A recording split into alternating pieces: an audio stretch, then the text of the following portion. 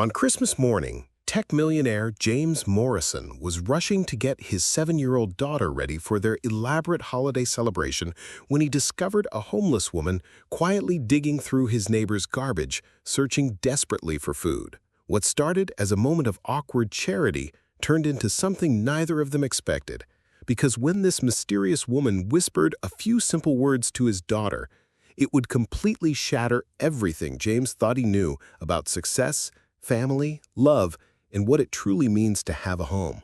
This is the story of how one Christmas morning encounter between two people from completely different worlds changed both their lives forever. Before we jump back in, tell us where you're tuning in from, and if this story touches you, make sure you're subscribed, because tomorrow, I've saved something extra special for you.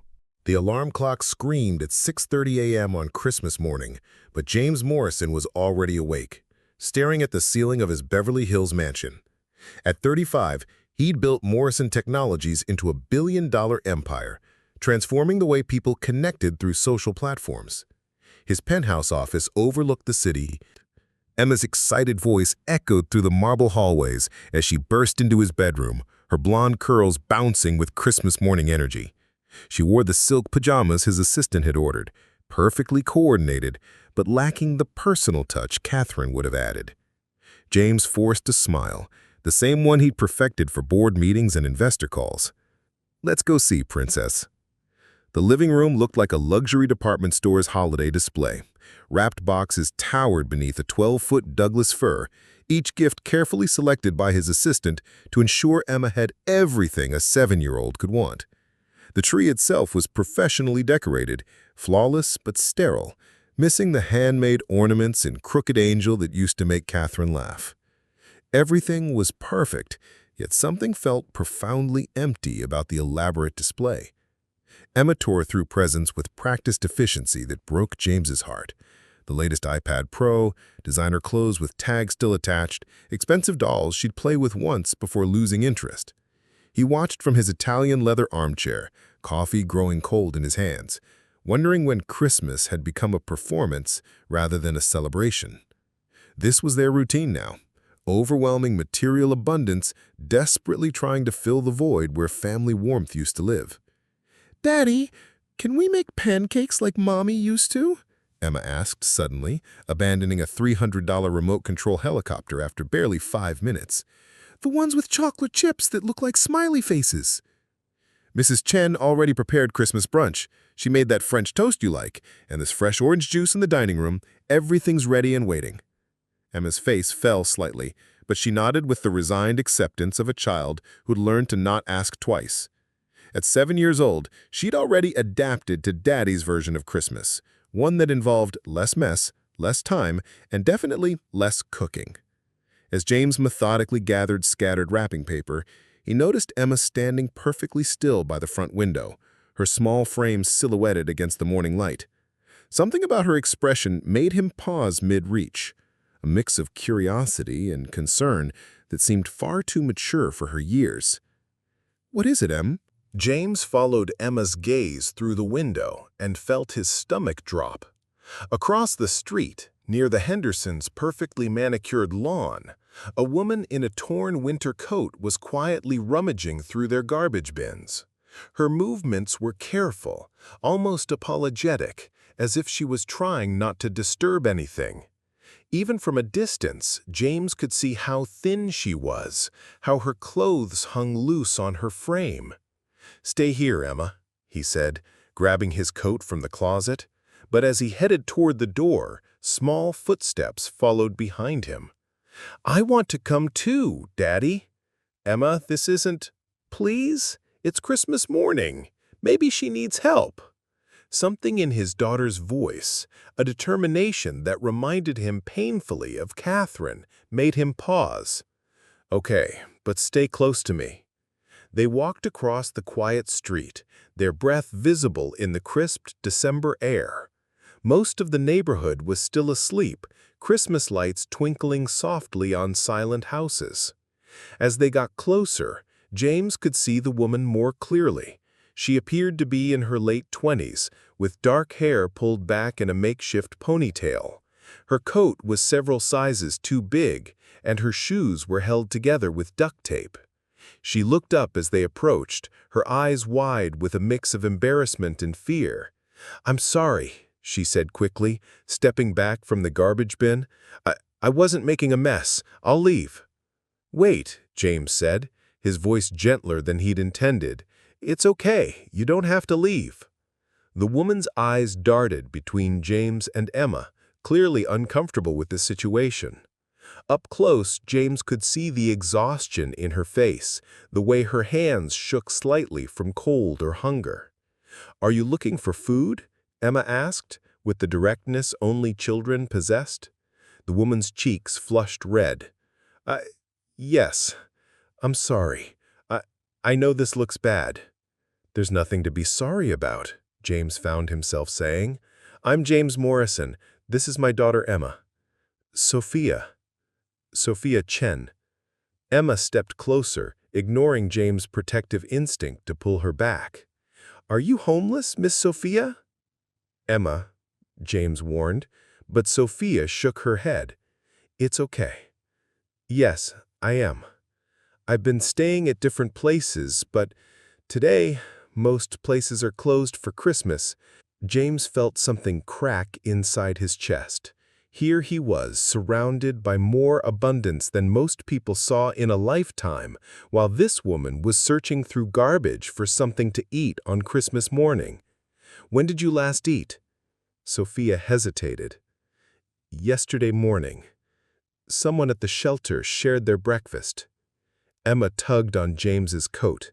"Daddy, we have so much food inside. Mrs. Chen made enough for 10 people. James looked down at his daughter, then back at Sophia, making a decision that surprised even him. "Emma's right. Would you like to join us for Christmas breakfast?" Sophia's eyes widened in shock. "Oh no, I couldn't. I don't want to impose, especially on Christmas morning with your family." "You're not imposing," James said firmly. "No one should be alone on Christmas, searching for food while we have more than we could ever eat."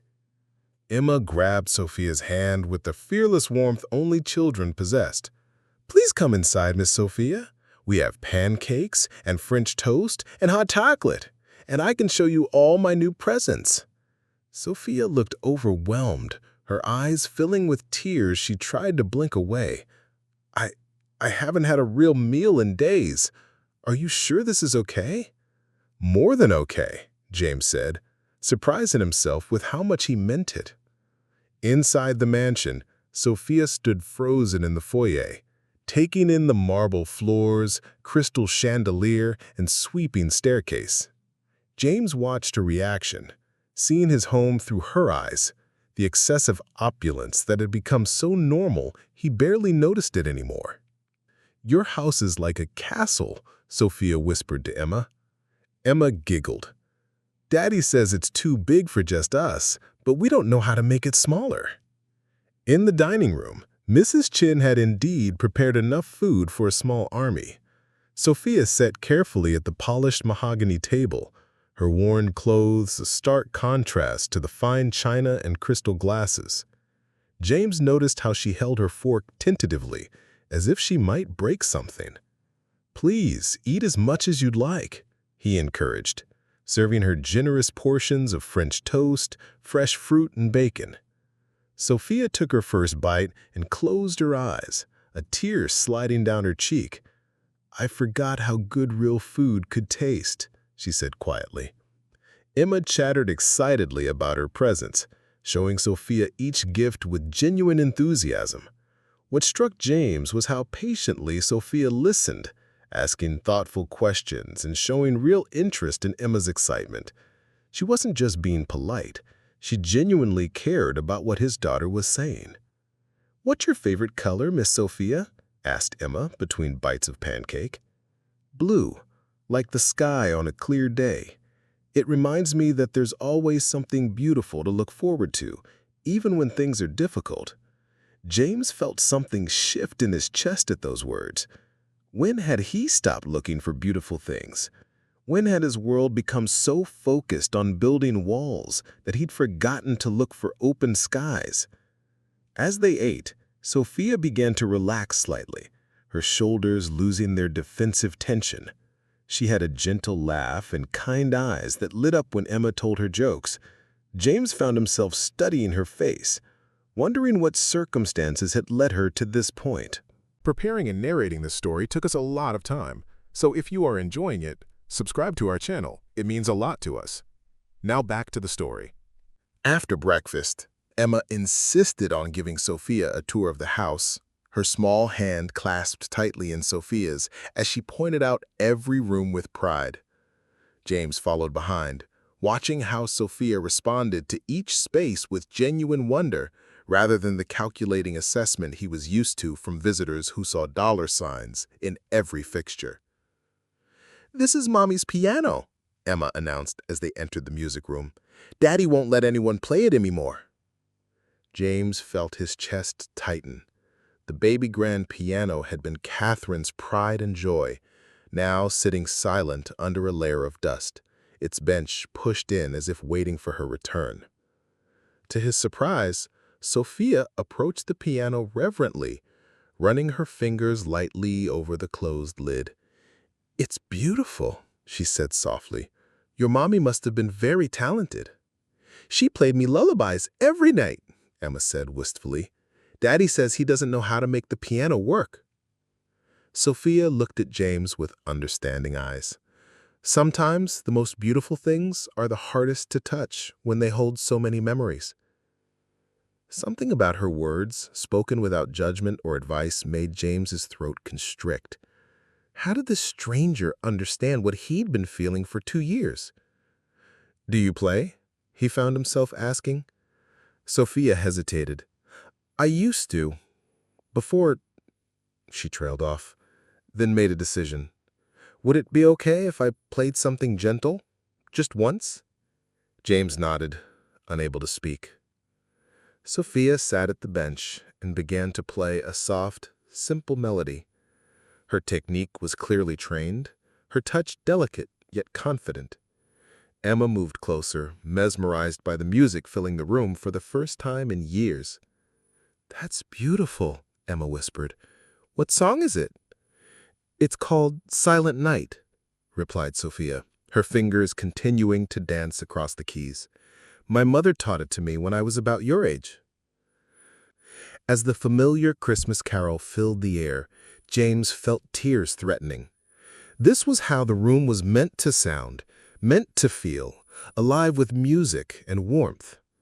"Where did you learn to play like that?" James asked when she finished. Her hands fell to her lap. "I studied music at Berkeley. I was going to be a music teacher." Her voice carried a note of old pain. But life had different plans. "What happened?" Emma asked, with the innocent directness that often made adults uncomfortable. Sophia looked at her thoughtfully. "Sometimes people get sick, and you have to choose between your dreams and taking care of the people you love. I chose love." Something clicked into place. "Someone in your family?" "My younger brother. He was born with a condition that required constant care. When our parents died in an accident 3 years ago, I became his guardian. The medical bills," she shrugged. "Dreams are a luxury when someone needs you to survive." "Where is your brother now?" James asked gently, settling into the chair beside the piano bench. Sophia's fingers traced the piano keys absently. "He passed away 6 months ago. The doctors said we'd given him 3 extra years of life with the treatments, but—" She took a shaky breath. "When he died, I realized I'd spent so long taking care of him that I'd forgotten how to take care of myself. I lost our apartment, couldn't find steady work without recent references, and everything just fell apart." Emma climbed onto Sophia's lap without hesitation, wrapping her small arms around her. "I'm sorry your brother went to heaven. My mommy is there too." Sophia hugged Emma close, tears flowing freely now. "Thank you, sweetheart. I bet they're friends up there." James felt his own eyes burning. Here was a woman who had sacrificed everything for love, who had given up her dreams and her future to care for someone who needed her, and when that purpose was gone, She'd been left with nothing but the echo of her choices. "You gave up your entire life for him," James said quietly. "I didn't give it up," Sophia replied, stroking Emma's hair. "I chose love over comfort. Some people might think that was foolish, but I got to hold his hand every day for 3 years. I got to read him stories and help him laugh despite the pain. That was worth more than any career." James stared at her, this woman who spoke of love as if it was the most natural thing in the world to sacrifice everything for it. When had he become so afraid of that kind of vulnerability? After Catherine died, I threw myself into work because it was the only thing that made sense anymore. Building the company, making money, providing for Emma, those were concrete goals I could achieve. But love, I shook my head. Love felt too dangerous. Sophia looked at him with understanding. Grief makes us want to control everything we can because we've learned how little we actually control. Exactly. He was surprised by how easily she grasped what he'd never been able to articulate. "Emma keeps asking me to teach her piano, to make pancakes like her mother did, to bring more life into this house. But every time I try, I just remember what we lost." What if instead of trying to recreate what you lost, you allowed space for something new? Not replacing your wife, but honoring her by letting joy back into Emma's life. Emma looked up from Sophia's lap. "I think Mommy would want us to be happy, Daddy. She used to say that music was how hearts talked when words weren't enough." James felt something inside his chest crack open. Not breaking, but opening like a door that had been locked too long. Over the next few days, Sophia became a regular presence in their home. James had insisted she stay in their guest room, at least until she could get back on her feet. Emma was thriving with Sophia's attention. They baked cookies, played piano together, and Sophia helped her write thank you cards for Christmas gifts with careful, beautiful handwriting. James found himself looking forward to coming home from work, something that hadn't happened in years. Sophia had a way of making their enormous house feel like an actual home. She taught Emma songs on the piano, helped her with puzzles, and listened to her stories with genuine interest. More importantly, she was bringing joy back into Emma's life in a way James had forgotten was possible. On New Year's Eve morning, James was in his home office when Emma burst in, tears streaming down her face. "Daddy, something's wrong with Miss Sophia." James rushed to the guest room, where he found Sophia on the floor beside the bed, unconscious and burning with fever. Her breathing was shallow, her skin pale and clammy. "Call 911, he told Emma, his voice steady despite his panic. At the hospital, the doctor's words hit James like a physical blow. "She's severely malnourished and dehydrated. Her body is shutting down from months of inadequate nutrition and living in harsh conditions. We also found signs of pneumonia." "But she seemed fine," James said, though even as he spoke, he remembered how thin she'd looked sometimes, how carefully she'd moved. People experiencing homelessness often hide their physical symptoms, the doctor explained. She's been running on pure determination, but her body couldn't sustain it anymore. If you hadn't brought her in when you did. The doctor didn't finish the sentence, but James understood. Sophia could have died. As he sat in the sterile waiting room, Emma curled up in his lap, James realized how much Sophia had come to mean to them in just 1 week. She wasn't just someone they'd helped, she'd become family. The thought of losing her, of Emma having to experience another devastating loss, made his chest tighten with fear. "Is Miss Sophia going to be okay?" Emma whispered. "I hope so, Princess. I really hope so." But as James watched the medical team work, he understood something crucial. Sophia had been fighting a battle much bigger than he had realized. Her homelessness wasn't just about losing her apartment or her job. It was about a woman who'd given everything to save someone she loved. And when that fight was over, she had nothing left to sustain herself. She'd been slowly dying, and her dignity had hidden it so well that even he hadn't seen the signs. Sophia spent 3 days in the hospital recovering. When she was finally discharged, James made a decision that he thought was generous and practical. While she was gathering her few belongings from the guest room, he approached her with what he believed was the perfect solution. "Sophia, I've been thinking," he said, pulling out a folder from his desk. "You don't need to worry about finding work or housing anymore. I've spoken with my lawyers." Sophia looked up from folding her worn clothes, confusion in her eyes. "I want to hire you as Emma's nanny," James continued, his voice filled with what he thought was kindness.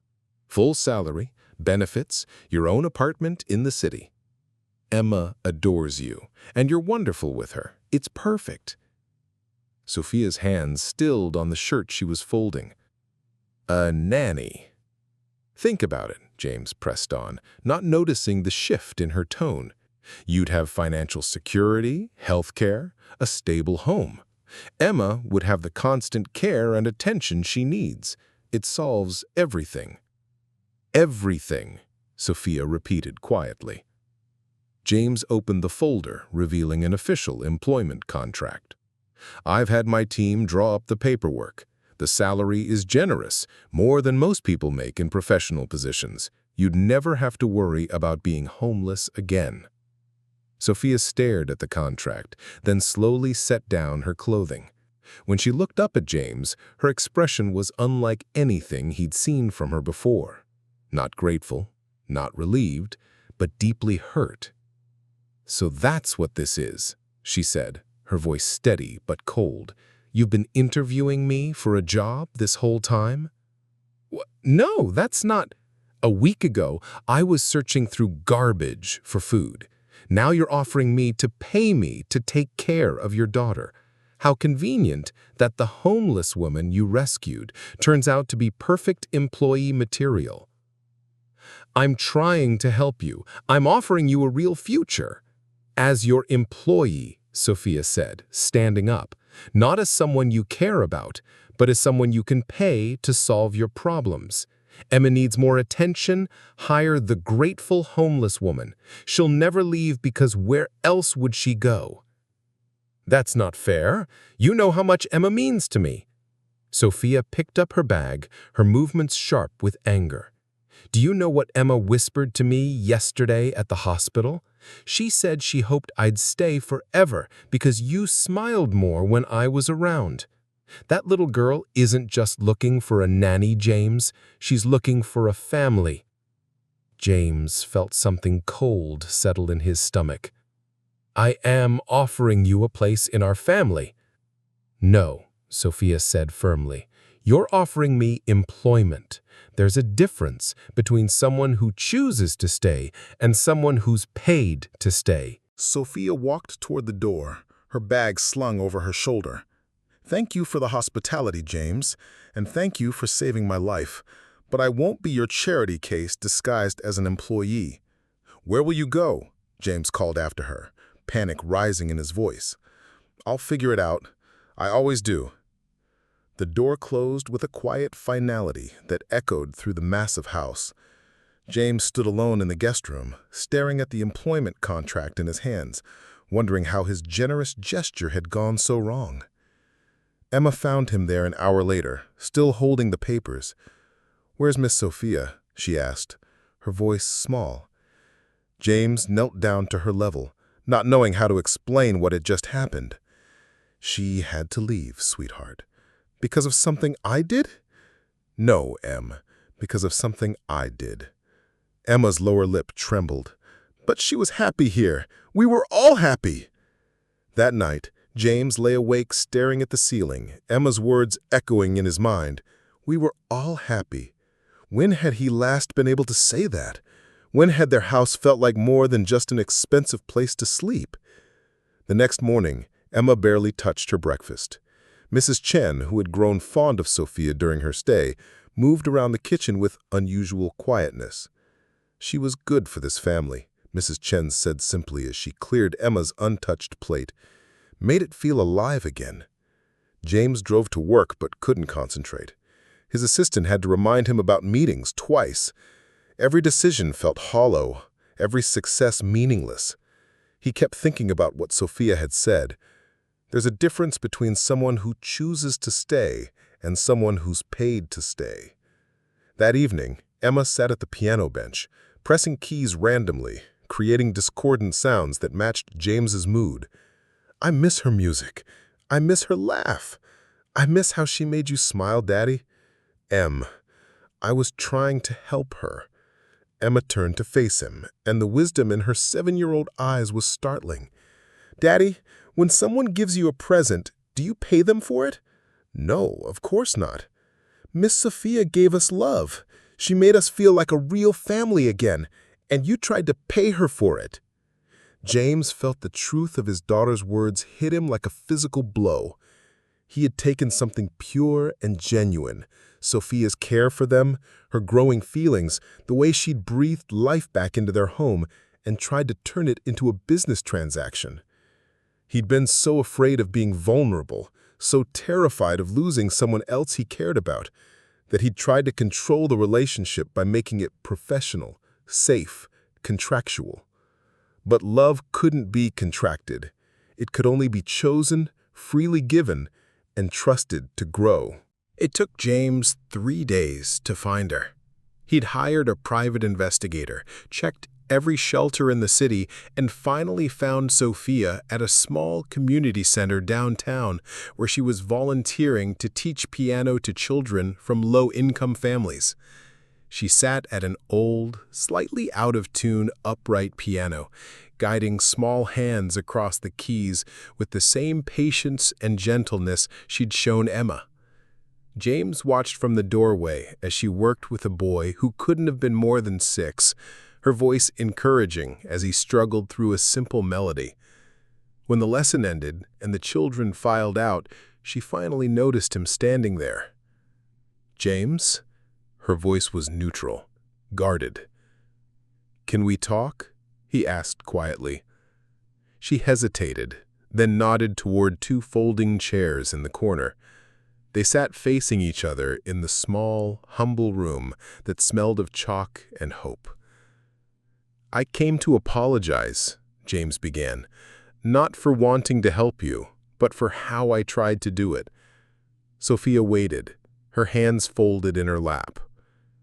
"Emma told me something that made me realize how badly I misunderstood everything. She said when someone gives you a gift, you don't pay them for it. And you gave us a gift, Sophia. You gave us back our family, our joy, our ability to be happy again.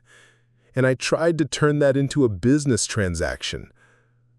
James leaned forward, his voice thick with emotion. "I was scared, terrified, actually, because for the first time since Catherine died, I was falling in love again. And instead of being brave enough to tell you how I felt, I tried to control it by making it professional, safe." Sophia's eyes glistened, but she remained silent. "You were right about everything. Emma wasn't looking for a nanny. She was looking for someone to complete our family. And so was I, but I was too much of a coward to admit it." James reached into his jacket and pulled out a different folder. "So I have a new proposal. Not employment, partnership." He opened the folder to reveal architectural plans and business documents. "I want to fund a music education center. Not for profit, not for tax breaks, but because you showed me that some of the most important work happens in small places with people who need it most. You would design every aspect of the program, hire the teachers, choose the curriculum. I would handle the business side and funding." Sophia studied the papers, her expression unreadable. "This isn't charity," James continued. "It's not me rescuing you or you being grateful to me. It's two people who care about each other building something meaningful together. Equal partners, in every sense. "And us?" she asked quietly.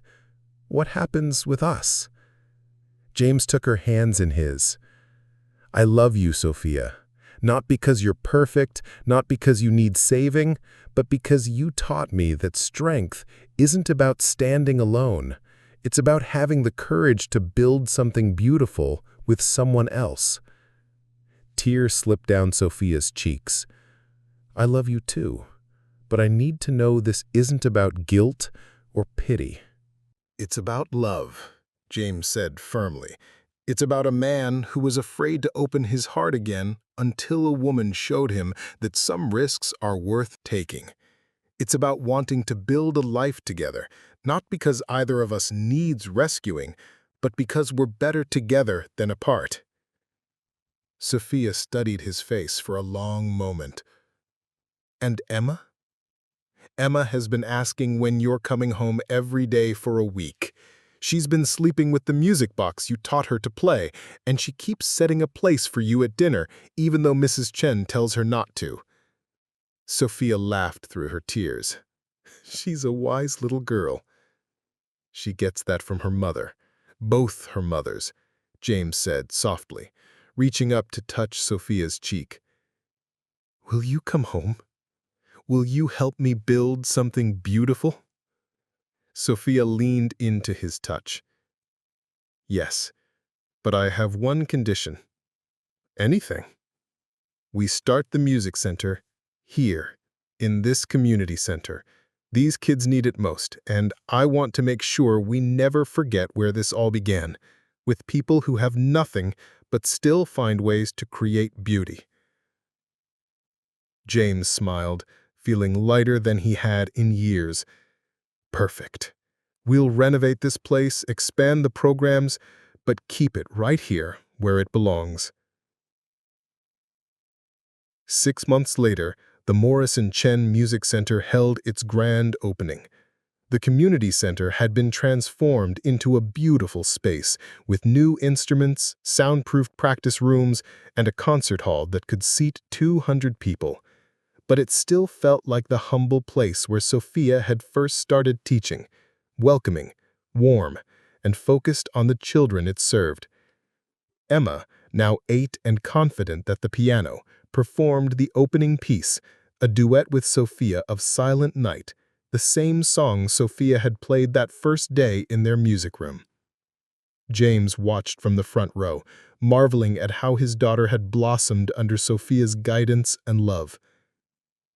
"Ladies and gentlemen," James said as he took the microphone, "this center exists because of the vision and dedication of my partner, Sophia Chen Morrison." The applause was thunderous.